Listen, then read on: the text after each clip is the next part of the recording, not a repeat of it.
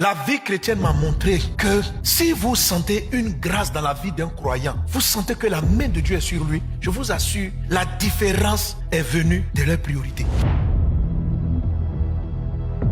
Dans ta vie, tu as besoin que Dieu te favorise. La Bible nous raconte l'histoire de Caïn et de Abel. Caïn vient, il amène à Dieu une offrande. Abel, de son côté, la Bible dit des premiers-nés de son troupeau. Ça a un sens très important. Lorsqu'on décrit l'offrande de Caïn, il n'est pas dit les premiers fruits. Je suis convaincu que si Dieu précise que l'offrande de Abel était constituée des premiers-nés, ça signifie que l'offrande de Caïn n'était pas constituée des premiers fruits. Autrement dit, quand Caïn a récolté des fruits, il s'est servi d'abord et puis après, il est venu faire une offrande à Dieu. Ces deux offrandes faites à Dieu, ces deux adorateurs, deux chrétiens si vous voulez, mais juste après leurs offrandes, la faveur est venue dans la vie de l'un et la défaveur est venue dans la vie de l'autre. Ici, il n'est pas mentionné de péché, il n'est pas dit quelqu'un a volé, il n'est pas dit quelqu'un a menti, il est dit simplement l'ordre de priorité dans lequel les ont apporté leur offrande. Ça fait que un a attiré la faveur, l'autre a attiré la défaveur. Et l'Éternel porta un regard de faveur sur Abel et sur son offrande. La vie chrétienne m'a montré que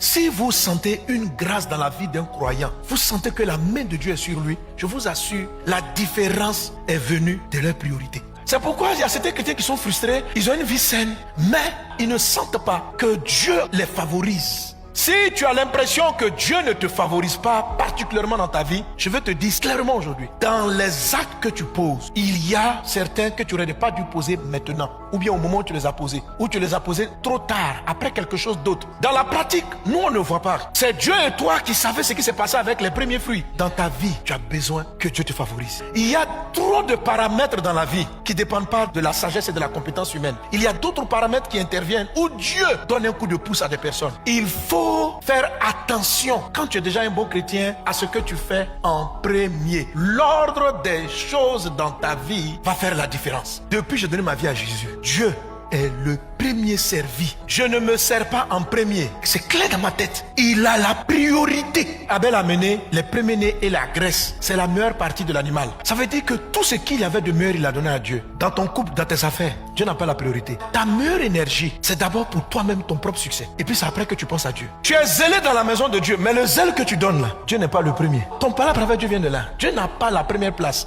Tu aimes Jésus, mais pas en premier. Tu es venu faire de puissantes offrandes, non? Mais tu avais mangé beaucoup avant. Moi, le pasteur, je suis émerveillé. Oh, tu viens amener 20 millions à Dieu. Alléluia. Que mon Dieu se souvienne de toi. Dieu sait que ce ne sont pas les meilleurs morceaux. Souvent, vous avez des compétences. Votre service dans les départements, c'est une offrande à Dieu. Mais Dieu sait que ton savoir-faire, tu l'as d'abord investi dans tes projets. Le service que tu amènes à l'église, là, c'est le rêve.